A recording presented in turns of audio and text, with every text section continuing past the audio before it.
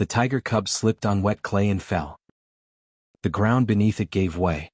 An old poacher's pit, hidden under leaves and rainwater. It tumbled in, claws scraping, mud closing over its paws. Above, the mother appeared in a blur of orange and mud. She lunged, teeth catching air, paws tearing at the rim. The hole was too deep.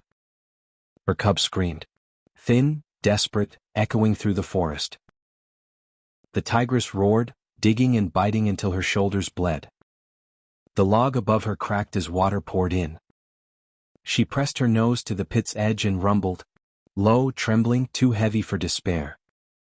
The cub whimpered, claws reaching through the mud. When the mother stepped back, its cries rose high and broken. The tigress froze, eyes catching the faint light below. She leaned close once more and growled, not in anger but in promise. She would come back. Then she stopped, ears pricked at a distant hum of engines through the rain. She turned, muscles tensing. Not to flee, to call for help. That night, lights cut through the rain, 2 bikes and a jeep. The tigress stepped out, pacing in the beams, growling low, desperate. But the men saw only danger. Engines roared, lights swerved away, and her cries vanished into the storm. By morning, the storm thinned to mist. The patrol jeep crawled through the forest, tires slipping on wet clay. Adam leaned out, scanning for debris. Through the haze ahead, a shape emerged. A tigress stood in the middle of the road, drenched, motionless. Steam rose from her fur. Her eyes were hollow from exhaustion, but they didn't waver. Another false alarm? Someone muttered. Adam shook his head. No. Looks like she's been here a while. The jeep skidded to a halt. The tigress didn't flinch. She just stood, tail twitching, as if she'd been waiting for them all night. There was blood on her flank, not hers, and the paw prints behind her were small, uneven. She's not blocking us, Adam said quietly. She's guiding. Before anyone could stop him, he stepped off the jeep and followed her into the mist. The forest swallowed every sound. Even the rain seemed to hold its breath. Adam followed the tigress through the ferns, boots sinking in mud. Her stripes flared between the trees, bright even in the dim light. Every few steps she looked back, not to threaten, but to be sure he was still there. Adam, stop, the second ranger whispered. She'll turn on you. Adam shook his head. If she wanted me dead, I'd already be gone. Her tail flicked once, a signal. Then she slipped behind a wall of vines. Adam pushed through and froze. The ground dropped into a ravine slick with red clay. Water pooled at the bottom, dark and stinking. In the beam of his flashlight, a cub, half buried, leg caught in wire. Its breaths came fast and shallow. The tigress paced the rim, rumbling low. Old poacher pit, Adam muttered. He tied a rope to a root and climbed down, boots sinking deep. The cub whimpered, eyes wide, paw twisted. Easy, he whispered. I've got you. The wire was buried deep. Each twist made the cub cry out. Above, the tigress snarled, thunder rolling through the pit. Almost there. His fingers slipped. Mud and blood. Then, a sharp snap. The snare broke. Pull, he shouted. The rope strained, lifting the cub toward light. Adam followed, breath ragged, until a hand grabbed his arm and hauled him over the edge. The tigress stood waiting. Rain ran down her face, silvering her fur. The cub whimpered once. She stepped forward, pressed her nose to its ear, and began to lick the wound, slow, steady, tender. Adam lowered his head, heart thudding. She looked at him once, eyes bright through the mist. Then she passed close, close enough for him to feel her breath. It wasn't a warning. It was thanks. It took hours for the backup team to reach them. By the time they arrived, the danger had already passed. The rain had eased, and the forest smelled of wet leaves and clay. Adam sat on a rock near the pit, wiping mud from his hands.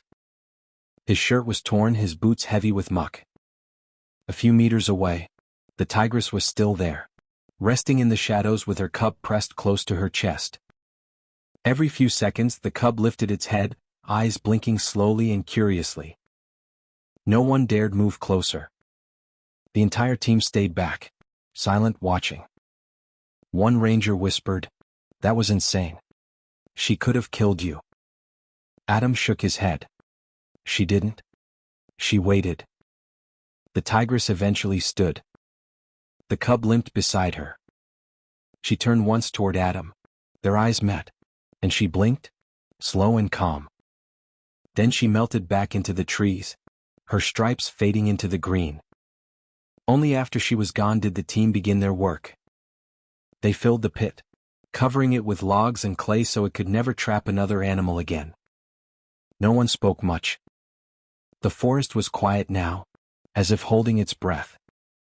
Over the next few days, the cub showed up on the camera traps. It walked beside its mother again, healed, strong, and alive. That was enough for Adam. He didn't need to see her again. But nature has a way of writing its own circles. 3 months later, the monsoon returned, harder this time. The patrol convoy was crossing a low track when the storm hit. Rain hammered down. The road turned to water. The jeep's tires sank into the mud. The engine coughed, then died. "Engine's dead," someone yelled. Lightning flashed. The forest looked like a ghost world, trees half submerged, branches floating past. "Out! Move to higher ground," Adam shouted. They climbed out into waist-deep water. The current was stronger than it looked. It pulled at their legs. One ranger stumbled. Adam grabbed his arm and hauled him up. Then came the sound, deep and rolling through the storm. A roar. Not close. Above them. Everyone froze. "Tiger!" someone shouted. Adam turned toward the ridge. Through sheets of rain, a figure stood outlined by lightning. The tigress. Her fur was soaked, stripes blazing in flashes of white light. Beside her stood the cub, taller now, stronger. She roared again, one short, sharp call. Adam pointed. "That way. Follow her." The team moved. Water rushed around their knees, debris bumping against them. The tigress didn't move far ahead. She stayed visible, leading them up the slope. When they reached the ridge, the current eased. The flood flattened into the valley below. The tigress turned once more. For a moment, her eyes caught the light. Then she slipped into the forest. Adam stood still, soaked and shivering. "She remembered," he said softly. Morning broke soft and gold. Mist curled through the valley, washing the scars of the flood away. Adam stood on the ridge where they'd climbed to safety. The forest was silent, heavy, listening. Then, from deep in the green, came a low growl. Not warning. Not a threat. A voice he remembered. He smiled. "You found us again."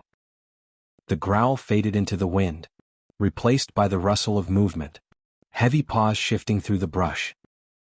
Adam turned, scanning the trees, but saw only mist and light. Somewhere out there, two shapes moved between the sal trunks, large, steady, and alive. The camera could never find them. But the forest knew. The story wasn't over.